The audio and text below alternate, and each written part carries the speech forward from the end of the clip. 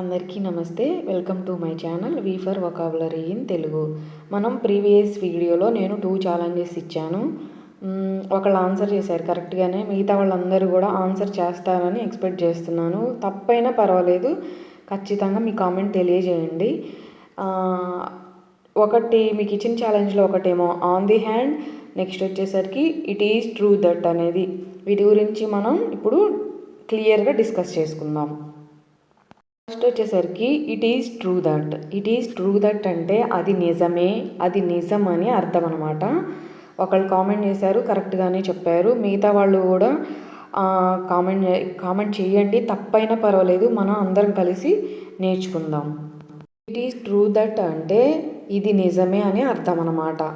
So దీన్ని మనం ఎలాంటి సందర్భాల్లో వాడతాం?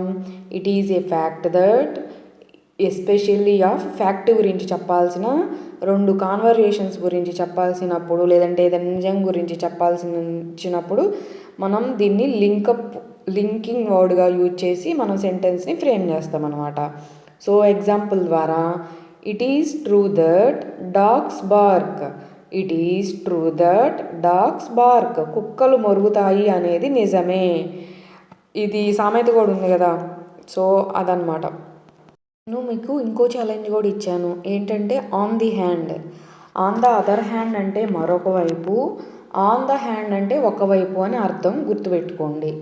ఇప్పుడు మనం ఈరోజు నేర్చుకోబోయే కొత్త టాపిక్లోకి వచ్చేసేద్దాం. ఫస్ట్ వర్డ్ వచ్చేసరికి ఫేటల్.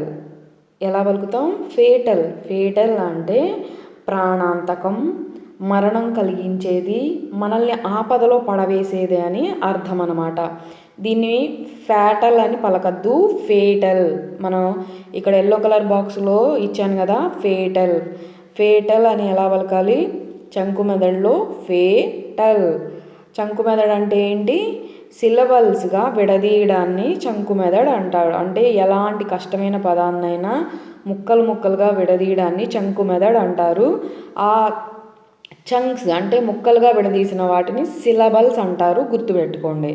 సో దీన్ని మనం ఎగ్జాంపుల్ ద్వారా,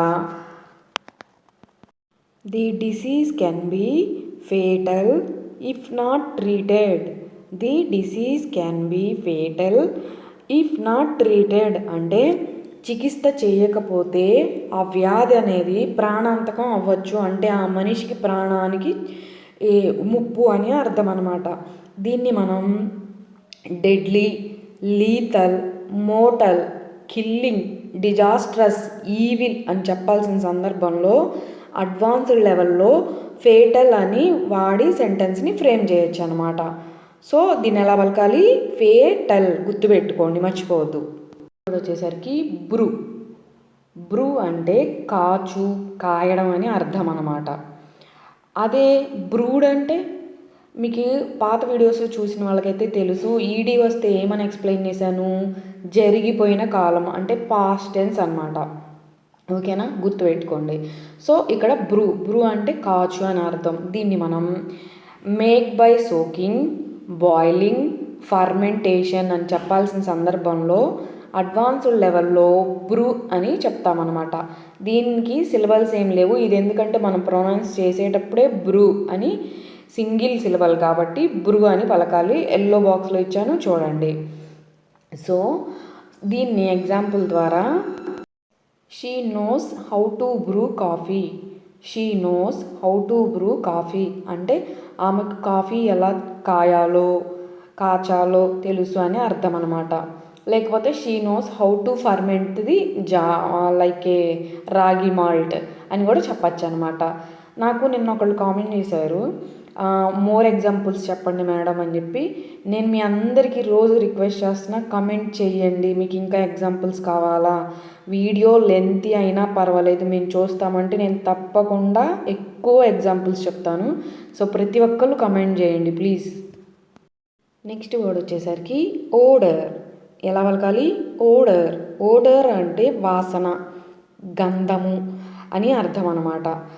దీన్ని మనం smell, aroma, flavour, sense, feel అని చెప్పాల్సిన సందర్భంలో అడ్వాన్స్డ్ లెవెల్లో ఓడర్ అని చెప్తామన్నమాట. మనం జనరల్గా మన డైలీ లైఫ్లో ఓడర్ అని మనం అడ్వర్టైజ్మెంట్లో కూడా వింటూ ఉంటాం కదా, స్మెల్కి రిలేటెడ్ అడ్వర్టైజ్మెంట్స్లో మనం ఈవెన్ డైలీ లైఫ్లో కూడా వింటూ ఉంటాం. సో ఓడర్ అంటే వాసన అని అర్థం అన్నమాట. సో దీన్ని చంకు మెదడులో ఎలా పలకాలి? ఓడర్, ఓడర్ అని పలకాలి. సో గుర్తుపెట్టుకోండి ఎలా పలకాలి అనేది. సో దీన్ని ఎగ్జాంపుల్ ద్వారా I smelled a strange odour. I smelled a strange odour అంటే నాకు ఒక వింత వాసన వచ్చింది. లేకపోతే I smelled a jasmine odour అంటే ఒక మల్లెపూ వాసన వచ్చింది అని. ఇట్లా ఎగ్జాంపుల్, ఇట్లా మనం స్మెల్ రిలేటెడ్ వాసనకి సంబంధించినవి ఏదైనా అడ్వాన్స్డ్ లెవెల్లో ఒక సెంటెన్స్ రూపంలో చెప్పాలి అంటే మనం ఓడర్ అనే వర్డ్ని యూజ్ చేసి చెప్పచ్చు అనమాట. నెక్స్ట్ వర్డ్ వచ్చేసరికి ఇంజెస్ట్. ఇంజెస్ట్ అంటే తీసుకోవడం లేకపోతే మింగడం అని అర్థం అనమాట. మనం డైలీ యూజ్లో ఏం వాడతాం? ఈట్ అని వాడతాం, అవునా? లేకపోతేనేమో టేక్ అంటాం, ఇలా వాడుతూ ఉంటాం కదా. సో దీన్ని మనం అడ్వాన్స్డ్ లెవెల్లో ఇంజెస్ట్ అని వాడతాం అనమాట. దీన్ని చంకు మెదడులో ఎలా పలకాలి? ఇంజెస్ట్. దీన్ని మనం ఈట్, చూ, డెవర్, కన్జ్యూమ్ అని చెప్పాల్సిన సందర్భంలో అడ్వాన్స్డ్ లెవెల్లో ఇంజెస్ట్ అని చెప్పి మనం సెంటెన్స్ని ఫ్రేమ్ చేయొచ్చు అనమాట. సో మీకు ఇప్పుడు అర్థమైంది కదా, మనం ఏదైనా సరే కన్జ్యూమ్ చేయడం అంటే ఏంటి? తినడమే కదా, అది కూడా అర్థం సేమ్ కదా. సో ఇలాంటి సందర్భాల్లో దీన్ని మనం సెంటెన్సెస్ ద్వారా we ingest food to stay healthy. We ingest food to stay healthy అంటే మనం ఆరోగ్యంగా ఉండటానికి ఆహారం తీసుకుంటాము అని అర్థం అనమాట. మీకు ఈ వీడియో నచ్చింది, అందరికీ యూజ్ఫుల్ అని అనుకుంటున్నాను. మీ అందరూ నాకు చేయాల్సిన ఒక్కటే ఒక హెల్ప్, మీ కామెంట్స్లో తప్పైనా పర్వాలేదు ఆన్సర్ చెప్పండి, మీ ఒపీనియన్స్ చెప్పండి. మోర్ ఎగ్జాంపుల్స్ కావాలి అనేవాళ్ళు ఖచ్చితంగా ఈరోజు ఈ వీడియో కింద కామెంట్ చేయండి. నేను మెజారిటీ ఆఫ్ ది పీపుల్ ప్రకారం లెంతీ అయినా పర్వాలేదు మేడం అంటే ఖచ్చితంగా ఎక్స్ప్లెయిన్ చేస్తాను, నాకేం ప్రాబ్లం లేదు. So please do that. So నేను మీకు ఈరోజు ఇచ్చేటువంటి test of the day challenge word వచ్చేసరికి ఫౌల్. ఫౌల్ అంటే అర్థం ఏంటి? చాలామంది మనం జనరల్గా చిన్నప్పటి నుంచి వింటూనే ఉంటాం కదా. సో ఏంటనేది, ఎంతమంది కరెక్ట్గా ఆన్సర్ చేస్తారు, ఎంతమంది కమెంట్ చేస్తారు, నేను మీ అందరికీ రిక్వెస్ట్ చేస్తున్నాను, లెంతీ వీడియో అయినా పర్వాలేదు, ఎగ్జాంపుల్స్ ఎక్కువ చెప్పండి అంటే ఖచ్చితంగా కామెంట్ చేయండి. మీరు కామెంట్ చేయకపోతే నేనైతే ఇలాగే కంటిన్యూ అవుతాను. సో మీ అందరు హెల్ప్ చేస్తారని అనుకుంటున్నాను. చూద్దాం. ఈ వీడియో మీకు నచ్చింది, అందరికీ యూజ్ఫుల్ అని అనుకుంటున్నాను. సో మీకు నచ్చినట్లయితే లైక్ చేయండి. ఎవరికైనా యూజ్ఫుల్ ఉందంటే మర్చిపోకుండా తప్పకుండా షేర్ చేయండి. మీ సపోర్ట్ ఇలాగే ఉంటుంది. మనం ఇంకా ఇంకా బాగా మంచిగా హిందూ వొకాబులరీ, ఈవెన్ కాంపిటేటివ్ ఎగ్జామ్స్కి సంబంధించినవన్నీ కూడా నేర్చుకుంటూ మన ఇంగ్లీష్ ఇంప్రూవ్ చేసుకుందాం అనుకుంటున్నాను. షార్ట్ రూపంలో కూడా నేను మన డైలీ కాన్వర్జేషన్స్ ఇస్తున్నాను, చూడండి. Thank you so much.